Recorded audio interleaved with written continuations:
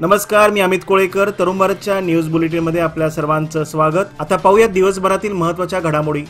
लोकसभा निवडणुकीपूर्वीच कर्नाटकात अबकारी खात्याकडून मोठी कारवाई करण्यात आली आहे. कर्नाटक उत्पादन शुल्क विभागाने लोकसभा निवडणुकीपूर्वी म्हैसूर ग्रामीण जिल्ह्यातील चामराजनगर लोकसभा मतदारसंघातून 98 कोटी 52 लाख रुपयांची दारू जप्त केली आहे. आतापर्यंतची ही सर्वात मोठी कारवाई असल्याची माहिती निवडणूक आयोगाने दिली आहे. आयकर विभाग आणि स्टॅटिक सर्व्हिलन्स टीमने 3 कोटी 53 लाख रुपयांची रोकडही जप्त केली आहे. विमानतळावर प्रवासी हाताळण्याची क्षमता वाढविण्यासाठी नवीन टर्मिनल इमारतीच्या पुनर्रचनेचा एक भाग म्हणून बेळगाव सांब्रा विमानतळावर प्री एम्बर्केशन सिक्युरिटी चेक नवीन XBIS मशीन जोडण्यात आली आहे. हे नवीन ड्युअल व्ह्यू XBIS म्हणजेच एक्स-रे बॅगेज इन्फॉर्मेशन सिस्टीम वेहांत या मेक इन इंडिया कंपनीकडून प्राप्त करण्यात आली आहे. ही अत्याधुनिक प्रणाली आता पूर्णपणे कार्यरत असून प्रवाशांच्या बॅगेज स्क्रीनिंग प्रक्रियेत सुरक्षा आणि कार्यक्षमता वाढवण्यासाठी सज्ज झाली आहे. राज्यातील चौथे सर्वाधिक भेट देणाऱ्या यादीत भुत्रामट्टी येथील राणी चन्नम्मा प्राणी संग्रहालयाची नोंद झाली आहे. पर्यटकांच्या संख्येत झपाट्याने वाढ झाली असून महसुलात देखील वाढ झाली आहे. दर आठवड्याला 1000 पर्यटक या ठिकाणी भेट देत असून सुट्टीच्या दिवशी ही संख्या 1,500 ते 2,000वर पोहोचत आहे. डिसेंबर 2022 मध्ये या प्राणी संग्रहालयात टायगर सफारीला सुरुवात करण्यात आली होती. राज्य सरकारतर्फे भुत्रामट्टी येथील प्राणी संग्रहालयाच्या विकासावर भर देत प्राण्यांची संख्या देखील वाढविण्याचे काम केले जात आहे. विशेष म्हणजे पर्यटकांना टायगर सफारीचा आनंद लुटता येत आहे. हमी योजनेद्वारे 2 कोटी अनुदान खर्च करत येथे विविध विकास कामे राबविली जात आहेत. 2019-20 मध्ये केवळ 10 लाख रुपये महसूल प्राप्त होत होता. त्यानंतर प्रवेश शुल्क दुप्पट केल्याने 2023-24 सालापर्यंत 1 कोटी 80 लाख रुपये महसूल प्राप्त झाला आहे.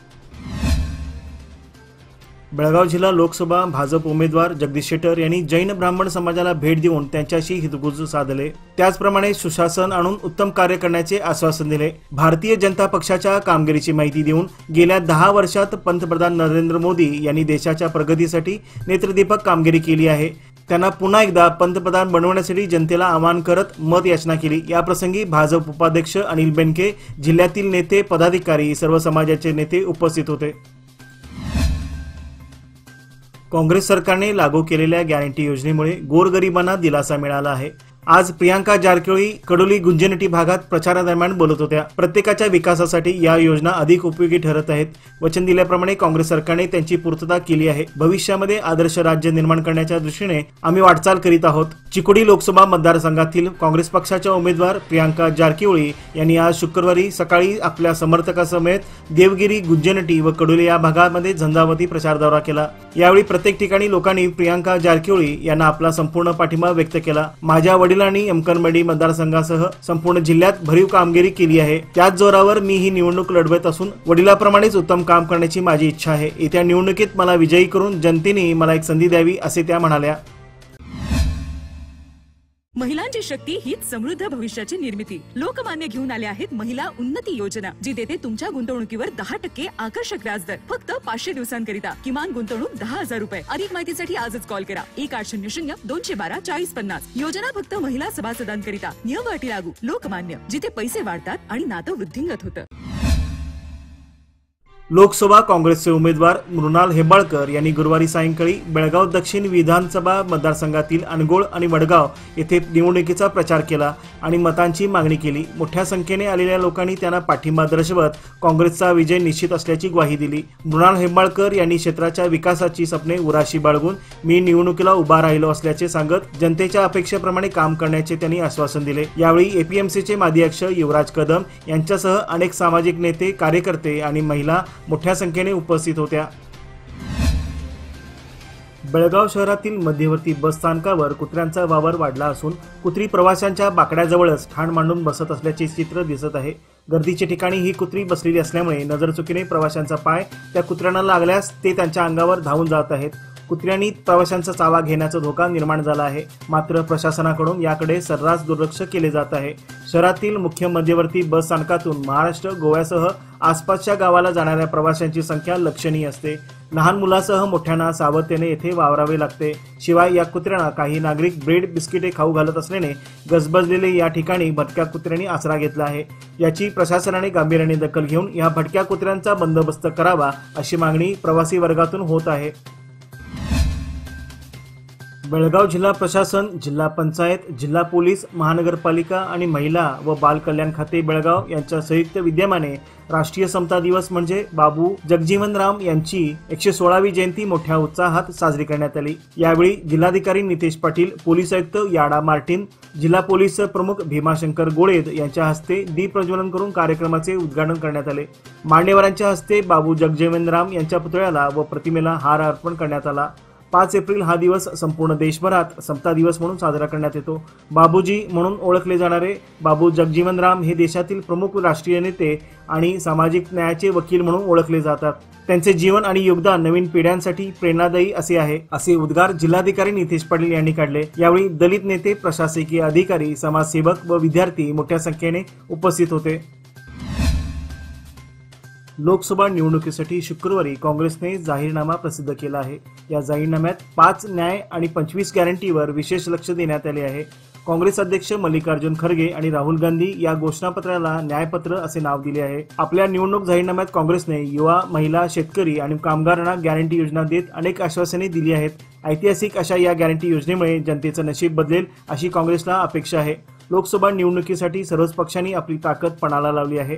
सर्वच पक्षांचे नेते जनतेमध्ये वावरत आहेत, आश्वासनांचा पाऊस पाडत आहेत। त्यामुळे जनता आता कोणाच्या गॅरंटी योजनेला मत देईल हे निकालानंतर स्पष्ट होणार आहे।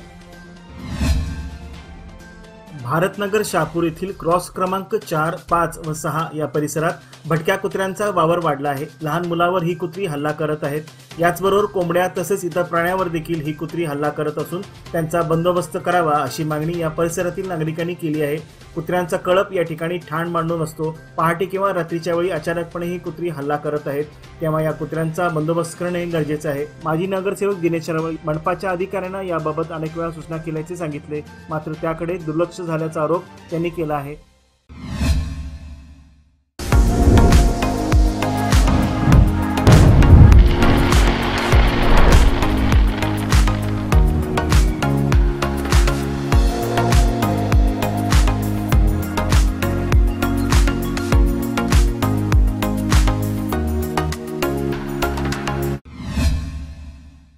कोट तालुका होकेरी येथील एक खाजगी मात्र सार्वजनिकरित्या वापरण्यास मालकाने दिलेली विहीर आणि गावातील दुसरी सार्वजनिक तळ्याची बाव या दोन्ही विहिरीत गेल्या अनेक वर्षापासून पान वनस्पतींची वाढ धोकादायक बनली होती। ही समस्या समजून घेऊन कोट तालुक्यातील काही तरुणांनी एकत्र येत विहिरी झाडाझुडपापासून मुक्त केली आहे। त्यामुळे विहिरीवर येणाऱ्या नागरिकांना व गुरांना रस्ता मोकळा करून देण्यात आला आहे। तसेच विहिरीत सातत्याने वाढ होत असलेल्या या पिंपळाच्या झाडामुळे विहिरीच्या भिंतीला धोका निर्माण झाला होता। त्याची समस्या आता सुटली आहे। आपलं घर, गाव आणि परिसराला अशा समस्यांनी वेढलेलं असेल आणि त्यातून समाजाला धोका उद्भवत असेल तर एकीचं बळ कामी आल्याशिवाय राहत नाही, हेच या मुलांनी आज समाजाला दाखवून दिले आहे। या सत्कर्मी पांडुरंग सुंडकर, रमेश जाधव, साहिल आळवणे, सागर सुंडकर, साहिल बामणे, मुकेश शिंदे या तरुणांनी परिश्रम घेतल्याने त्यांचे सर्वत्र कौतुक होत आहे। खानापूर शहराच्या मारुती नगरातील अतिप्राचीन स्वयंभू श्री मारुती मंदिराच्या जीर्णोद्धाराचे काम पूर्णत्वाकडे आले आहे। मंदिरासाठी नव्याने दगडी चौकट बसविण्यात येणार आहे। शुक्रवारी नूतन चौकटीची ट्रॅक्टर ट्रॉलीमधून खानापूर शहरातील प्रमुख मार्गावरून भव्य मिरवणूक काढण्यात आली।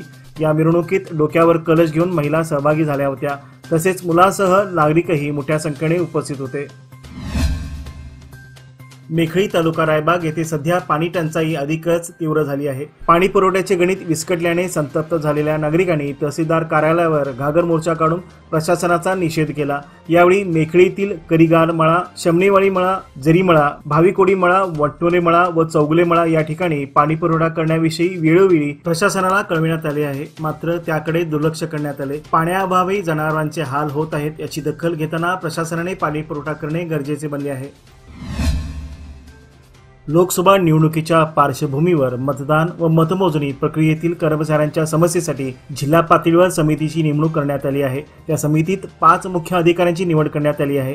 या अधिकाऱ्यांना कर्मचाऱ्यांची समस्या जाणून घेण्यासह त्यावरील कारणाची लेखी स्वरूपात माहिती उपलब्ध करूनच सदर कर्मचाऱ्याला सेवेत सवलत देण्याचा निर्णय समितीवर सोपवण्यात आला आहे। कोल्हापूर येथील श्री क्षेत्र ज्योतिबा डोंगर येथील चैत्र पौर्णिमेची यात्रा 23 एप्रिल रोजी तसेच लोकसभा निवडणूक एकाच वेळी होत असल्याने यात्रा नियोजनाचा कामाचा आढावा आज घेण्यात आला। ज्योतिबा डोंगर येथील ज्योतिबा पोलीस चौकीमध्ये पन्हाळा शाहूवाडीचे उपविभागीय अधिकारी समीर शिंगटे यांच्या प्रमुख उपस्थितीत आणि मार्गदर्शनाखाली ही बैठक बोलवण्यात आली होती।